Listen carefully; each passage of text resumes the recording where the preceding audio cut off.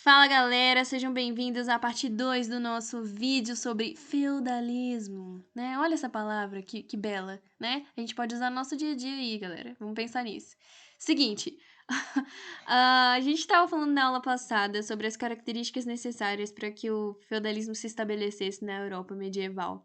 Nós vimos que o feudo vai ser a terra, né? E que todo esse sistema vai girar em torno da posse da terra. Nós vimos que aquele que possui a terra vai ser chamado de suzerano e aquele que recebe vai ser chamado de vassalo, né? Nós vimos que são laços de dependência e fidelidade mútua. Vimos também que essa questão de receber um pedaço de terra envolve todo um juramento e tudo mais, que tem várias fases, super interessante, bonito, faz as pessoas se emocionarem de verdade. E vimos também que o fato de receber terra, a questão de receber terra era retida somente a um grupo social, os nobres. Então, para você possuir terra ou receber terra, você tinha que ser de origem nobre. Então, era uma minoria que conseguia, né, ter uma terra para chamar de sua. Essas pessoas que tinham uma terra para chamar de sua eram chamados de senhores feudais, né? Eles eram senhores do seu feudo, do seu pedaço de terra. Lembrando que um senhor feudal poderia tanto ser vassalo de alguém quanto ser suzerano de alguém. É uma relação aí que pode se expandir pra caramba. Também vimos aí na tela, vocês estão vendo aí para relembrar algumas características que o senhor feudal vai ter. E agora a gente vai entender quem são as pessoas que não são senhores feudais, como chamamos elas, onde vivem, o que comem, o que fazem. Essas pessoas são os servos. A gente vai chamar isso de servidão no feudalismo, certo? Vai ser as pessoas que não têm origem nobre, né? E o que elas vão fazer da vida durante a Idade Média? Elas vão trabalhar. Como vocês podem ver pela imagem aí, os servos vão ser os famosos camponeses, os trabalhadores. Vão ser eles que vão sustentar essa nobreza feudal e a igreja também, os membros da igreja, o clero. A gente vai ver mais pra frente, relaxa. Seguinte, qual que era a característica dessa relação? A característica... Eu parei pra pensar aqui. A característica principal vai ser a questão da moradia e da proteção. A gente viu isso lá atrás no colonato, aqui vai acontecer mais ou menos da mesma forma. Os camponeses, eles, em troca de ter um lugar para morar, um lugar para trabalhar e ainda, mais importante ainda, um lugar para se proteger, lembrando que a Idade Média era um lugar muito perigoso por conta por conta das invasões, por conta das brigas territoriais e que estavam rolando naquela época e tudo mais. Morar num lugar com muros altos era muito importante. Então, ter um lugar para morar, um lugar protegido, um lugar, mesmo que você não possa chamar de seu, mas um lugar para você proteger sua família, era muito importante para essa classe social, certo? Mas e aí, professora? Se eles não tinham como ter uma terra para chamar deles, como é que funcionava essa relação? Em troca de tudo isso, eles trabalhavam, né? E pagavam impostos para os senhores feudais. Era também um laço de dependência e de fidelidade, porque os servos eles juravam fidelidade ao seu senhor feudal, eles juravam o trabalho, né, servir trabalhando e também em momentos de necessidade até mesmo entrar para o exército do senhor feudal, né, defender militarmente o feudo. Então, assim como lá atrás a gente viu a questão do suzerano e do vassalo, aqui também vai ser uma questão de dependência e fidelidade, certo? Por que a gente não pode falar que o servo vai ser vassalo do senhor feudal? Porque tanto o vassalo quanto o suzerano, eles pertencem à mesma classe e eles estão mais ou menos em pé de igualdade, né? Já o servo, não. Ele nunca estaria em pé de igualdade com o senhor feudal por conta da sua origem social. A gente vai ver mais pra frente, quando formos estudar a sociedade mais a fundo, que a sociedade feudal ela vai ser conhecida por ser uma sociedade estamental e sem movimentação. Ou seja, se você nasce servo, você vai morrer servo. Não tem essa ascensão de classe, ok? Então, o servo ele vai trabalhar para pagar a moradia dele, né? Vai ser em forma de trabalho e pagando impostos. Que impostos são esses, professora? Gente, vocês não fazem ideia do tanto de imposto que um servo tinha que pagar para o seu senhor feudal. Era uma coisa meio absurda, né? Presta atenção, galera. Tinha o tostão do Pedro, o famoso dízimo, né? Não me perguntem por que chama assim, eu também não faço a menor ideia. O tostão do Pedro, galera, era o dízimo da igreja. Você tinha que pagar 10%, né, de tudo que você produz para a igreja, porque naquela época vocês vão ver também que a religião ela vai ser muito importante, ela vai ser o centro da vida das pessoas. Então, com medo de estar pecando, com medo de ir contra a igreja, de acabar indo pro inferno por causa disso, as pessoas vão pagar o dízimo lá era uma tarifa obrigatória, né? Seguinte, a gente tem também a captação, que era um tipo de tributo que as pessoas pagavam pelo número de pessoas da mesma família, né? Tem lá o servo, o pai, né, o líder da família, e ele tinha que pagar por cabeça. Então, se ele tinha 30 filhos, ele tinha que pagar tributo por cada um dos filhos. Então, a captação funcionava assim, era um tributo por cabeça. A gente tem também a banalidade. A banalidade ela era cobrada da seguinte maneira. Por exemplo, fulano teve que usar o moinho do feudo, tem que pagar para usar o moinho. O fulano queria usar o armazém para guardar os produtos, tem que pagar também para usar. Tudo que vai ser usado no feudo, seja os instrumentos, seja moinho, seja usar ponte, seja cavalo, armazém, até o arado para arar a terra, tudo isso era cobrado. Então é isso que a gente vai chamar de banalidade. Já a talha era um terço do que o servo, né, ele vai produzir. Porque o que acontece? O servo, ele tem a parte da terra que ele pode produzir só para ele. Tem uma parte que ele produz para o senhor feudal e tem uma parte que ele produz para ele.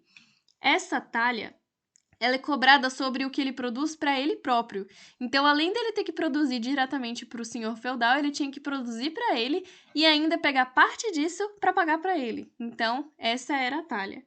E a corveia era quando os servos eles deixavam, né, a sua parte ali, o seu território para ir trabalhar nas terras do senhor feudal, porque era separado, galera. Não tinha misturança, não. O senhor feudal tinha suas terras para ser cultivadas e os servos, né, tinham as terras deles separadas para serem cultivadas também.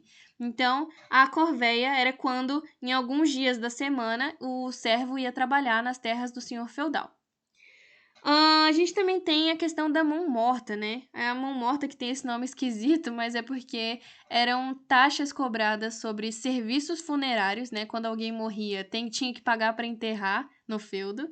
E outra coisa, para continuar vivendo no feudo, por exemplo, o pai da família morre. Para a família continuar vivendo lá, ela tem que pagar uma taxa para poder permanecer nessa terra. Então, gente, era taxa, era imposto, era tudo. Era muita coisa, gente. Era muito difícil ser um servo na Idade Média.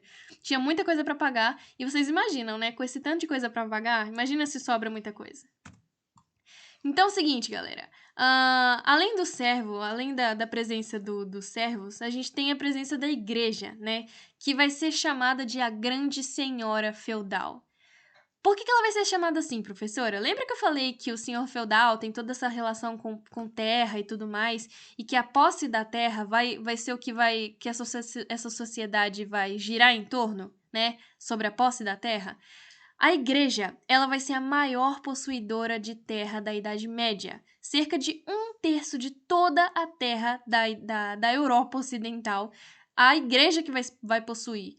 Então, vocês lembram lá atrás, quando Carlos Magno doava território para a igreja, que o pai dele doava território para a igreja, e outras pessoas que também doavam, né? Elas viam isso como uma coisa boa que elas estavam fazendo, como se elas estivessem mais próximas de ir para o céu, porque elas estavam doando território para a igreja. Então, com toda essa doação de terra, a igreja acabou sendo a maior possuidora de terra da Idade Média. E por isso, a Grande Senhora Feudal. Ela tinha tanto poder que ela podia influenciar tanto na política quanto na sociedade. A vida das pessoas girava em torno da igreja, né? Da religião católica. Então, ela podia interferir em todos os setores da vida. Ela também podia cobrar impostos, né? Além do dízimo, a igreja ela podia ter seus próprios vassalos. E também tinha uma característica forte que é o controle intelectual. Lembra lá atrás dos monges copistas? Então, Essa característica da igreja de ser aquela que vai preservar os conhecimentos greco-romanos, aquela questão de manter registrado a história, as grandes obras e tudo mais, isso vai continuar durante toda a Idade Média, certo? Ela vai ser a possuidora do controle intelectual.